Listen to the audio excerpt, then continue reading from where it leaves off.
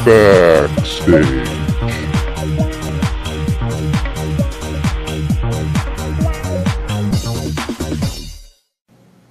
Hello everyone, Damien Gendron from BackStage Vancouver. Have our first interview here today. Joe Muster, up and coming guy. Thanks for having me. You're welcome. We just did a shoot together, what was that, 2 weeks ago? Yes, 2 weeks ago. Another one coming up on May 5th, next week. If all goes well. Can't change the weather, but you can try. We were going to shoot today, but we weren't sure about the weather. And you know what? It wouldn't have worked, I don't think. It was sunny for a little while, and I think it actually would have been okay, because we only needed to go till 4, but who knows? who knows? Who knows? Crush. That's what it's called. Yes. When did you write that? I wrote this actually a while ago, 2 terms ago in UBC, actually, as part of a creative writing course for screenwriting in my first year there. And then I ran with the script a little bit more, expanded it, got it revised by 1 billion people, and then I turned it into a real production. You know, you lucked out. We had a great crew, didn't we? Yeah. We had a fantastic crew. We had everybody we really needed.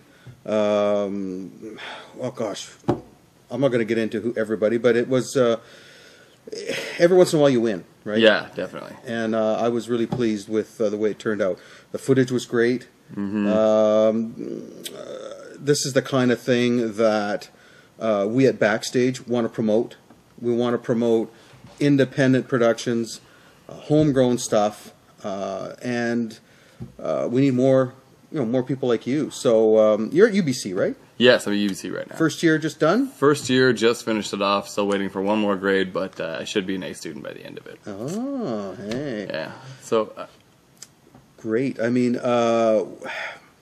what can I say? I would like to see a mechanism here where we can promote this kind of activity.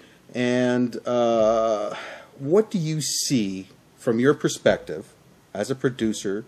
You also write and direct, obviously, but primarily as a producer, what are your biggest, if you had to pick a couple, 2 or 3, what's your biggest challenge when you've got a project and you want to get it done and you're just thinking, oh, this is going to be a nightmare? What parts?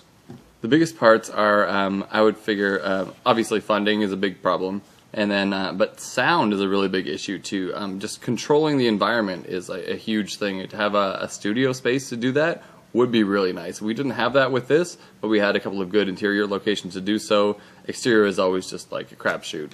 But yeah, to have a controlled environment, I think is the toughest thing, as well as just having people that stick around and want to be involved. And to get people involved, you have to give them something that they can't just do on their own. You know what I mean? You come to a place that has controlled environment and controlled variables, or you you hire professionals and spend a whole ton of money on stuff, and we just can't at this point. Yeah. Although, if you had the money, it would be great. Definitely. As soon as you get incorporated, you can start getting grants. But we are unincorporated so far.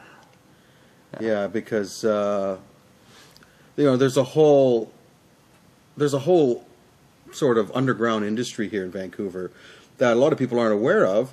And they pop up on places like Craigslist and what have you.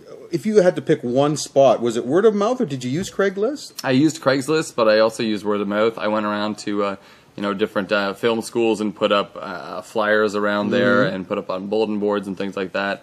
So I got my people from different places, but yeah, Craigslist was a good one actually. Yeah, you got everything from there, and you got a lot of wahoos on there, or people who flake out.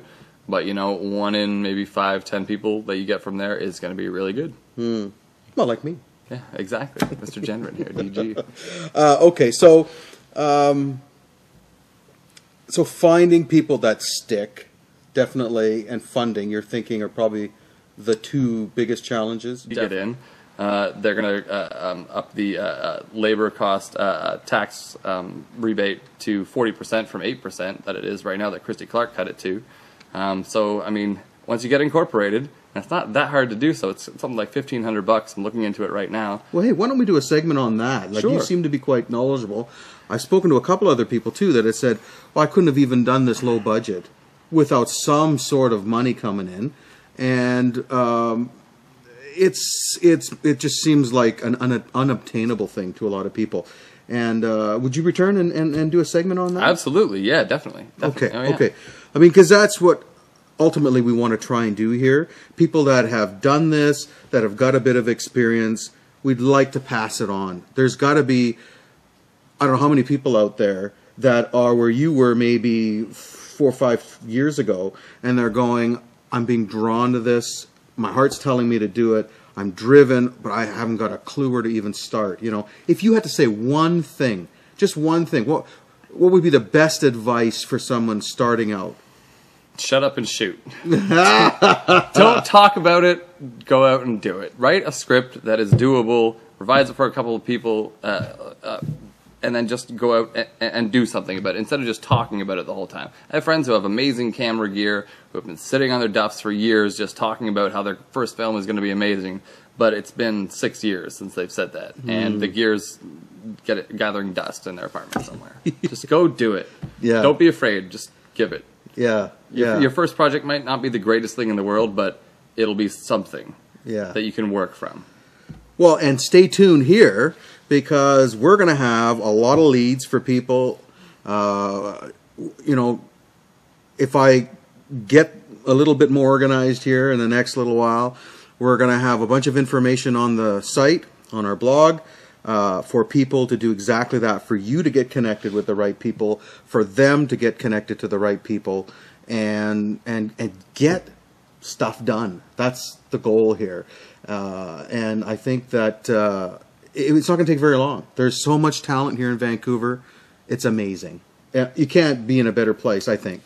It's true. There's a wealth of talent here that is just not living up to their potential because they're afraid that they can't do it for whatever reason, or they're going to look stupid in front of people, or because they're going to be working with a crew, or because they haven't been to school for it, or whatever. All you need is a little tiny bit of training. Give yourself a crash course on it. There are enough books out there. You can figure it out.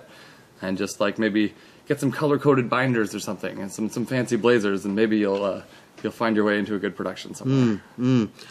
Do it. Do it. What's next? Quickly, what's next for Joe? Big House Films, which is going to be incorporated this summer, is looking to do a documentary called Death of the Party. It's going to be great. It's going to be analyzing that period in an average house party with, say, a band or like live music, kegs, something like that, in Vancouver, in different parts of the area of the greater Vancouver area, between the period in the party where people just start to leave and it absolutely ends by like daylight kind of thing. So all the weird things that happen, comparing the different occurrences that happen, and just really an investigative approach via the scientific method. It's not going to be an experiment, too many variables for a real good control group. We're going to have some kind of control group, and we're going to use the scientific method to analyze the death of the party. And we're going to have, like, you know, a camera set up in the corner somewhere doing a time lapse of the entire evening, that kind of thing. Do interviews, have people doing stupid things, and then maybe cut away from those stupid things they're doing into like a claymation or a stop motion Lego animation or something like that. You know, make it fun for the people that are doing it. And you're a little bit crazy, aren't you? A little bit, but you have to be. I think nobody wants normal. Normal's been done. Well, that's great. So, again, the name of your production company? Big House Films. Big House Films. Let's remember that. And are you crewed up? We are crewed up. We have a whole bunch of people now. I've got a couple of people to sub off if we need to. We've got a couple of good camera people with good equipment. We're looking to gather enough gear. That's our next big thing, is get incorporated and get all the gear we need so that we can just hire people and say, you just come and we'll supply the gear and everything. You just supply the talent. And then by that point, we'll get everything insured in terms of gear and people, and be incorporated and get government grants, and then we can pay our people. And it's not that hard. You just have to do it. Do it. Yeah. We're going to say that a lot here. Do it. I agree. It's all, there's people out here that want to do this kind of work. There is a certain amount of money available. There's also this whole idea of crowdfunding and deferred payments that can be looked into. I'd like the whole thing to pick up again with the tax breaks and everything. Really, when it comes right down to it, it's a race to the bottom. Yeah. And we have to be careful there too. So I'm a bit on the fence. Yeah, I want this to be a healthy environment for everyone. But I think if we were to take a bit more energy, concentrate on homegrown stuff, guys like you, we could get ourselves out of this problem. DIY. My whole big thing is make the industry dependent on you. Don't be dependent on the industry. There are things like Indiegogo or Kickstarter, things like that, but that's really asking your friends to contribute to your production that you want to do. Say, hey, like, will you fund my art? And might be a nice thing for them to do, but you shouldn't expect that as the basis of all of your funding, I don't think. What I think is DIY, do it yourself. Have fundraisers that aren't just, people spend $20 for, a plate of pasta or something like that. Have them come out to like a nice night where they're thoroughly entertained for like $15 or something like that. You make maybe a few $100, have a few of those, then you got a couple of grand, and then put some of your own money into it because you believe in it, and then maybe you get a government assistance grant from somewhere or something like that. But yeah, don't rely on other people to do your project. Make your project doable and not incredibly expensive that it's impossible to do with a small budget. You can make a good 8-minute short film for under $4,000. You can make it for like $2,500 easily. You can make it for $200 or nothing if you really want to. Script writing is important there. Exactly. Don't make something where you need a spaceship to land. That's going to cost a lot of money. Exactly. And the two biggest cardinal sins of amateur filmmaking would be don't use kids, don't use animals. Oh, you mean just like we just did? Yeah, exactly. But it's possible if you do it right and if you have enough time. If you're going to use kids, have 3 times the amount of time for shooting as well as the animals, and or just have effects dogs. But when you do that, it makes you stand out because nobody wants to do that. So hopefully it'll pan out. You did get some great people after all. They were perfect. Yeah. So Sophie, I wrote the role for was this little 5-year-old that was just amazing, and Thomas McLenahan was the other one who's been on Once Upon a Time and he knows Star Trek, Stargate Universe and Jello and Crayola commercials and whatnot. Yeah. And the other one's name is Sophie Lemonhammer, which kind of had me sold right off the bat. So we will, as soon as it's edited and done, we will definitely be keeping track of this, and we'll have a link to wherever it's published eventually. So tell me a little bit about when did you first realize that this was the kind of career you wanted to get into? Were you really young? Was it later on? Yeah, no, it was really young. We started off by just doing parodies of the Super Dave sketches from, God, what was that show? It was Super Dave Osborne off of some other show, but he had his own show anyway. And then we started doing Mr. Bill parodies from Saturday Night Live, the little plasticine guy that gets crushed. And we thought those were hilarious. We called it Mr. Phil, and we were little kids, so we couldn't really come up with our own stuff, so we parodied things. But then we realized that modernism is a thing, and not everything has been done before. We got a little bit older and started doing weirder sort of Mexican crazy films. But then I got older and I ran away and I decided to try and become a rock star for a while, and then ran to the mountains, then tried to be a rock star again. Now I've come back to reality. Reality. Is it as good as it was when you left? You know what? It's better because I have more perspective now. Okay, good. And you just you need experience for a solid vision for things. So don't worry about starting late. I'm 30. I just I went back to university at a very late age, and why UBC? Because it has a great reputation. Because it's got a really good film production course there that's been around for 40-some years, I believe, something like that. And they've got a good creative writing course there as well, which really helps with the film production and the pre-production and everything. So it's a great place to go. It might be a little bit pricier than some places, but I think it's worth. It's worth the bucks. Okay, that's just me. I'll be paying it back forever. But. You'll be paying it, yeah. Well, you never know. Things could happen. Banks get robbed in a big town. In a big town like this, anything can happen. It's true. Well, hey, let's do this again. All right. We will.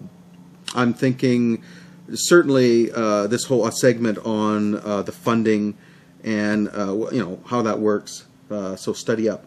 I will. And we're going to help some people out here. For sure. All right? Sir. Thanks for coming. Damien, DG, nice to see you again. See you later. All right.